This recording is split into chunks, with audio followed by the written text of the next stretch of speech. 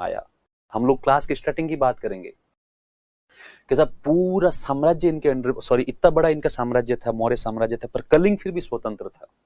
तो ये, अब कलिंग के लोग एक अलग मानसिकता के व्यक्ति थे। ये बात चंद्रगुप्त मौर्य जानता था, ये बात बिंदुसार जानता था, लेकिन अशोक इस बात को समझ नहीं पाया।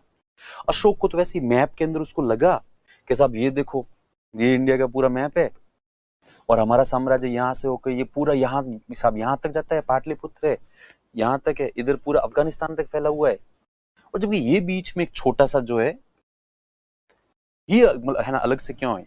तो इसके कुछ ऐसे सेनापति, इसके अमात्य थे, उन्होंने कहा भी था कि यहाँ के लोग अलग है सर, इनके ऊपर अटैक, मतलब हम तो आपको मना करेंगे कि मत करो, लेकिन अशोक ने कहा नहीं करेंगे। हालांकि अशोक ने एक आरोप लगाया, अशोक ने कहा कि जब मेरे और मेरे भाइयों के बीच में संघर्ष हुआ था, तब इन लोगों ने जो है वो कहीं न कहीं मेरे भाइयों की हेल्प करी थी। तो वो अमात्य वगैरह मंत्री कहते, पहली बात तो साहब ये कलिंग के लोग हैं, इनकी मानसिकता ही अलग है, ये बिल्कुल अलग प्रकार के व्यक्ति, इसलिए हम लोगों को पक्का भरोसा है कि उन लोगों ने कोई हेल्प नहीं करी। क्यों? क्योंकि ये बाहर के लोगों से किसी भी प्रकार के रिश्ते रखने में ऐसा विश्वास करते ही नहीं है। ये लोग बिल्कुल अपने में ही मस्त है, और ये ना तो बाहर की पॉलिटिक्स में इंटरफेयर करते हैं और ना कोई बाहर का व्यक्ति इनकी पॉलिटिक्स में इंटरफेयर करे तो साहब इनको अच्छा लगता है। लेकिन अशोक ने कहा नहीं नहीं, जीतेंगे इसको भी, ताकि मैप थोड़ा अच्छा लगे, वरना ये बीच में एक अलग से ही लग रहा है। तो लोगों ने कहा ठीक है साहब आपकी इच्छा, वरना इसके मुझे नहीं लगता कि इसके रिजल्ट बहुत ज्यादा अच्छे आएंगे। और वास्तव में जैसा मंत्रियों अमात्यों ने कहा था, रिजल्ट मतलब है ना बिल्कुल वैसे ही आए। वो तो सीधा अपने मतलब इसने, अशोक ने दूध भेजा और दूध के माध्यम से मैसेज दिलवाया कि साहब आत्मसमर्पण, सरेंडर कर दो। तो वो वहां का राजा था, उसने कहा सरेंडर, और मैं क्यों? कि साहब अशोक का ऑर्डर है। तब उसने, शायद तक नंदराज ही शासक रहा होगा, तो वो नंदराज कहता है अशोक होता कौन है ऐसे आदेश देने वाला, नहीं करेंगे सरेंडर। तो साहब यदि आपने सरेंडर नहीं किया तो युद्ध होगा। तो उसने कहा ठीक है, युद्ध के लिए प्रिपेयर है हम लोग, हमारा नाम भी कलिंग है, ठीक है, हम लोग तुम्हारे जो है ना राज्य की तुलना में बहुत छोटे हैं, लेकिन फिर भी इस प्रकार से अपना आत्मविश्वास, अपनी सेल्फ रेस्पेक्ट खोकर जीवित रहना में हम लोग विश्वास करते नहीं है, इसलिए हम लोग सरेंडर तो करेंगे नहीं। बाकी तुम लोगों की इच्छा है तो बोली सेना लेकर आओ, और जितना जल्दी हो सके उतना जल्दी आओ, ढंग से ही आना, अपनी पूरी आर्मी लेके आना है। मतलब ऐसा नहीं कि हम लोगों को तुम लोग है ना कमजोर समझ के कोई छोटी मोटी है ना आप वो जो तुम लोग टुकड़ी भेजो और बाद में तुम्हारी है ना तुम्हारा एक्सपीरियंस बुरा रहे। तो वो इसके जो लोग थे, दूत थे अशोक के, वो है ना हंसने लग गए और कहा कि आपको पता है हमारे पास कितनी सेना है? तब वो कहता है जो कलिंग का राजा, हाँ नहीं पता, लेकिन कहते हैं बहुत ज्यादा बड़ी है।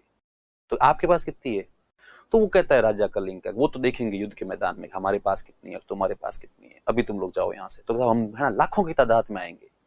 तब वो कहता है लाखों की तादाद में तुम लोग आओगे तो सैकड़ों या हजारों की तादाद में तो हम भी आ जाएंगे, देखते हैं युद्ध के मैदान में। तो कहते वो चले गए। लेकिन उसके बाद में कलिंग का राजा हालांकि चिंता में आ गया, और पैनिक होना वाजिब भी था, क्योंकि ये जो मौर्य शासक होते थे इनके पास में सेनाएं होती थी 4 लाख 6 लाख, वैसे अलग अलग जगह अलग अलग उनके उदाहरण मिलते हैं।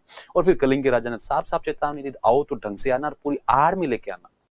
अब उसको लगा यार कहीं ये डिसीजन गलत तो नहीं है, लेकिन फिर भी अब वो सरेंडर करने वाला नहीं था। उसकी सेल्फ रेस्पेक्ट इतनी आई थी कि उसने एक दिन अब वापस अपने दरबार के अंदर मीटिंग रखी और उसके जितने भी अमात्य और सेनापति थे उनको सबको बुलाया। और अमात्य और सेनापति, अमात्य मतलब मंत्री, और सेनापति तो वो आपको पता ही होता है। तो इसने अपने मंत्रियों और सेनापतियों को बुलाया और कहा कि अभी हमारी थोड़े दिनों पहला वो जो अशोक के लोग थे उनसे क्या क्या बात हुई, आप लोग इसके प्रति अवेयर हो? तो उन्होंने कहा साहब बिल्कुल अवेयर है। तब वो कहते हैं उस समय मैंने जो भी डिसीजन लिया वो मेरा इंडिविजुअल डिसीजन था, मेरा व्यक्तिगत निर्णय था, इसलिए आज मैं अपनी एक छोटी सी पार्टी रखते हैं, फीस्ट करते हैं, और आज मैं तुम लोगों को तुम्हारी जितनी भी रेस्पॉन्सिबिलिटीज है उससे फ्री करता हूँ। तो अमात्य और सेनापति हक्के बक्के हो गए कि सब हम लोगों को फ्री कर रहे हो मतलब? तब उसने कहा कलिंग के राजा ने, फ्री कर रहा हूँ मतलब मैं तुम लोगों को सबको नौकरी से निकाल रहा हूँ, तुम लोग जाओ और स्वतंत्र जीवन व्यतीत करो। अब तुम्हें जो मेरे यहाँ पे अमात्य या सेनापतियों के रूप में काम करने की आवश्यकता नहीं है। तब उसमें से किसी ने कहा कि साहब अब भी युद्ध होने वाला है और ऐसे समय में आप लोग हमें यहाँ से निकाल रहे हो? तो उसने कहा हाँ बिल्कुल, क्योंकि मैंने उस समय जो भी डिसीजन लिया वो मेरी खुद की सेल्फ रेस्पेक्ट थी, और मैं चूंकि यहाँ का जो है ना राजा है ना राजा हूँ, तो एक राजा मतलब कोई ऐसा निर्णय नहीं लेगा कि उसकी प्रजा को सब नुकसान हो या फिर वो लोग मरे। तो वो सेनापति ने कहा मतलब कि भाई ये एक ऐसा युद्ध होगा जिसके अंदर हम लोग जाएंगे तो हमारी हार पक्की है, ठीक है, हमारी मौत भी पक्की है, तो मैं जीते जागते तुम लोगों को युद्ध के मैदान में लेके कैसे जाऊं, इसलिए जाओ तुम लोग फ्री हो सारे। तो कहते हैं उसके बाद में उस राजा ने, कलिंग का राजा जो संभवतः नंदराज था, इतना शानदार भाषण दिया कि वहां पे अमात्य और सेनापति खड़े खड़े हक्के बक्के हो गए, और उन्होंने एकदम से शिकायत करी उससे। कहते साहब आपने ऐसे मान कैसे लिया कि कलिंग केवल आपका है? कलिंग जितना आपका है उतना ही हमारा है। बस ठीक है, हमारी थोड़ी जो कैटेगरी है वो अलग अलग है, आप यहाँ के सम्राट हो और हम यहाँ के या तो सेनापति है या फिर मंत्री है। इसलिए यदि युद्ध के मैदान में आप जाओगे तब वो राजा कहता है मैं अकेला जाऊंगा युद्ध के मैदान में, पर सरेंडर करूंगा नहीं। तब वो कहते हैं कि ऐसी बात है, तब तो सर मतलब आप लोगों ने हमसे बिल्कुल अलग ही कर लिया, ऐसी बात है, अब तो हम भी चलेंगे। तो फिर उसके बाद में वो भी वापस भावुक बातें करते हैं, दूर दूर से भावुक बातें होती है। फाइनली अमात्य वगैरह कहते हैं कि साहब हम तो चलेंगे ही चलेंगे, आप भले रोकोगे तो भी आएंगे युद्ध के मैदान में।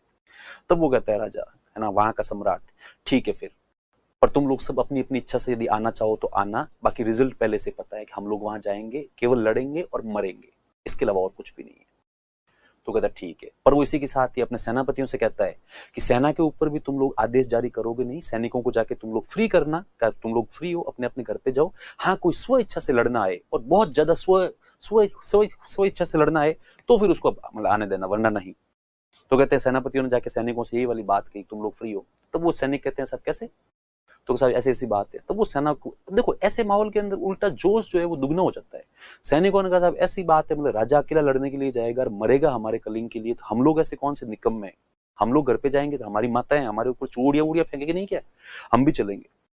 तो कहते हैं उसके बाद में एक वो पॉजिटिव वेव आई, एक ऐसी लहर आई कि उस लहर के अंदर अशोक केवल गायब ही नहीं हुआ था, उड़ा ही नहीं था, पर वो अशोक की हालत खराब कर दी थी।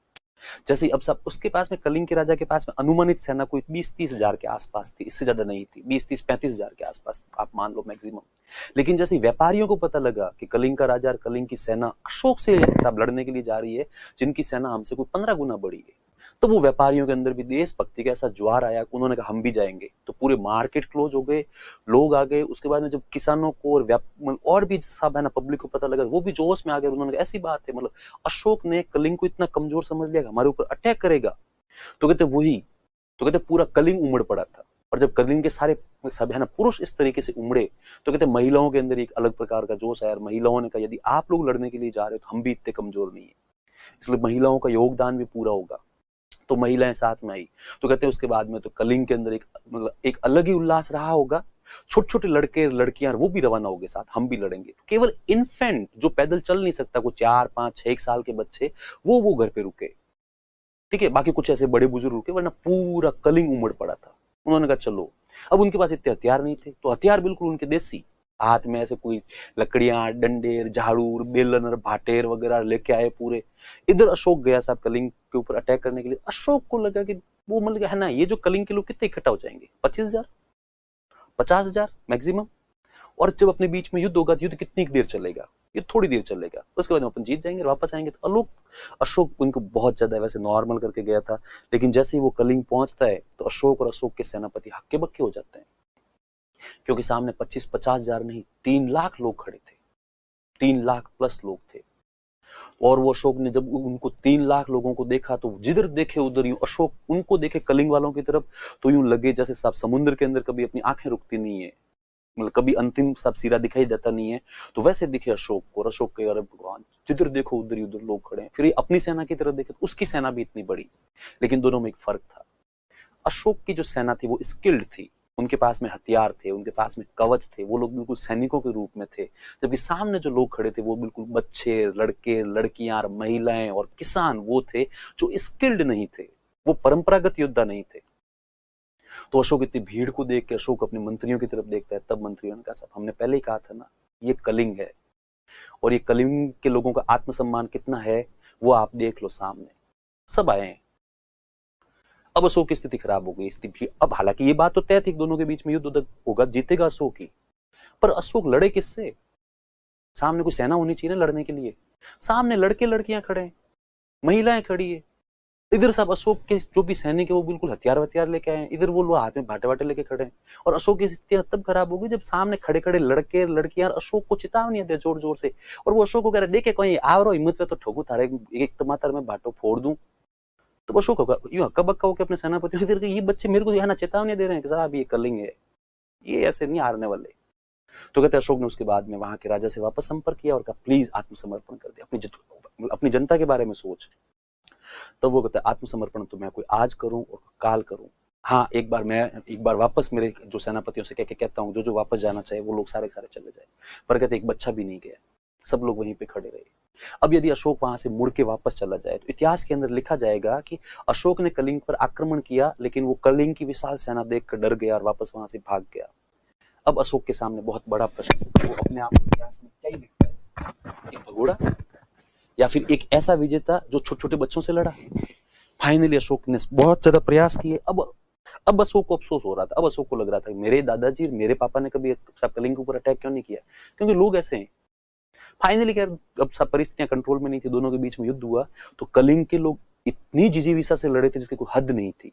हाथों से, खुले हाथों से, पत्थरों से, डंडों से, एक ऐसी सेना से, बेचारे जो हाल अशोक का था, अशोक की सेना का हाल भी कुछ वैसा ही था। उनकी भी इच्छा नहीं हो रही थी कभी, यार क्या करें, वो यूं बार बार कलिंग के लोगों को धक्का दे रहे, करे भाग जाओ रे भाग जाओ, लेकिन कलिंग के लोग साहब गिरे, वापस उठ के खड़े हो जाएंगे, नहीं भागेंगे तो नहीं।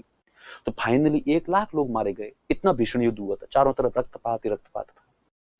1.5 लाख लोगों को जिनको युद्धबंदी बनाया गया, उनको फोर्सफुली पकड़ पकड़ के नीचे यूं जमीन के ऊपर डाल कर उनके हाथ पैर बांधे गए, क्योंकि उनको भी पता था जब तक इनके हाथ पैर बांधेंगे नहीं तब तक ये लोग जो है वो सरेंडर करेंगे नहीं। तो कहते हैं इनको भर भर के ऐसे रखा और फाइनली जाके कलिंग का युद्ध समाप्त हुआ। कलिंग का युद्ध समाप्त हुआ। अब अशोक ने जब चारों तरफ देखा 1 लाख लोग मरे हुए पड़े लगभग, ठीक है, और इतने सारे लोग, 1.5 लाख लोग किसको कहते हैं यार, युद्धबंदी बनाए हुए बैठे हैं, और कुछ लोग जो है वो अभी भी युद्ध के मैदान में जूझ रहे हैं।